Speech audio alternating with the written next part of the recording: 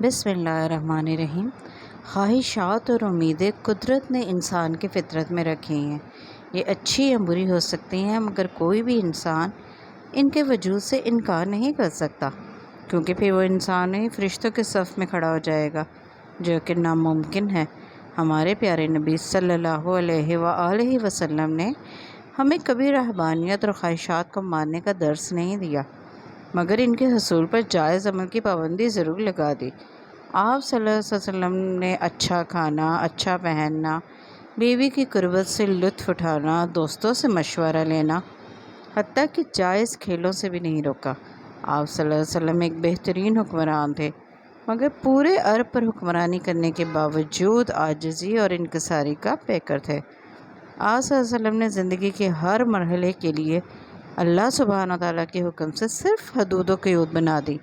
مسلمان اپنی محنت اور رب تعالیٰ سے دعا کے ذریعے جو جائز شے چاہے ضرور مانگے اور دنیا کی نعمتوں سے لطف اٹھائے۔ عام آدمی سے حکمران تک سب کو خواہشات کی تکمیل کی آزادی دی۔ مسئلہ تب ہوتا ہے جب جائز خواہشات پوری ہونے کے بعد مزید کی ہوس میں انسان کی آنکھوں پر لالچ کی پٹی بن جاتی ہے۔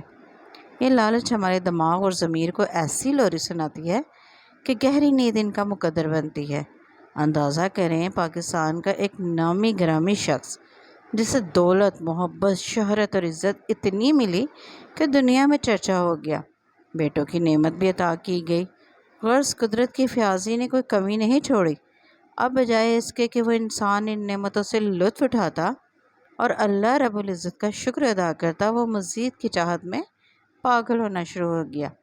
جب انسان کی زندگی میں بھرپور سکون آ جائے تو کچھ لوگوں کو عجیب بے چینی ہونے لگتی ہے۔ ان کا دل چاہتا ہے حدود و قیود توڑ کر دیکھیں کہ پھر کیا ہوتا ہے۔ پاکستان کے صاحب اقتدار اور اشرافیہ ان مسائل سے شدید دوچار رہتے ہیں، اسی لیے انہیں اپنی فطرت جیسا ایک کھلاڑی نجات دہندہ دکھائی دینے لگا اور وہ آنکھیں بند کر کے اس کے پیچھے چل پڑے۔ انجام توقع کے عین مطابق ہوا۔ معصوم بھیڑوں کی طرح سب ایک ایک کر کے کھائی میں گرتے جا رہے ہیں۔ ان کو کچھ سنائی اور دکھائی نہیں دیتا، یہ بے مقصد بولنے کے عذاب میں مبتلا ہو چکے ہیں۔ یہ جسے نجات دہندہ سمجھ رہے ہیں وہ تو عام انسان کے درجے سے بھی کہیں نیچے ہے، مگر دل پر لگی مہریں یہ ماننے کو تیار ہی نہیں۔ کیا تھا جو یہ شخص جو مل گیا اس پر قناعت کر لیتا، اپنی حد سے باہر نہ نکلتا، سیاست کی وادی پرخار میں قدم نہ رکھتا، 22 کروڑ لوگوں پر حکمرانی کی اندھی خواہش کو ذہن سے جھٹک دیتا، خواہشات کے گہرے اندھیرے جنگل میں نہ بھٹکتا، جو نعمتیں ملی ان سے لطف اٹھاتا، مزید کی چاہت میں ان کاموں میں ہاتھ نہ ڈالتا جو آتے ہی نہیں تھے، جس نبی صلی اللہ علیہ وسلم کی حدیثوں کا اسلامی ٹچ دیا جاتا تھا، ان کی مبارک زندگی پر ہی غور کر لیتا، تو آج ملک میں اتنی افراتفری نہ ہوتی، بڑے بڑے لوگوں کے پردے چاک نہیں ہوتے، معاشرے میں کسی کی تو عزت قائم رہ جاتی۔ کسی کی عزت تار تار کرنا آسان کام اور دوسروں کا پردہ رکھنا مشکل کام ہے۔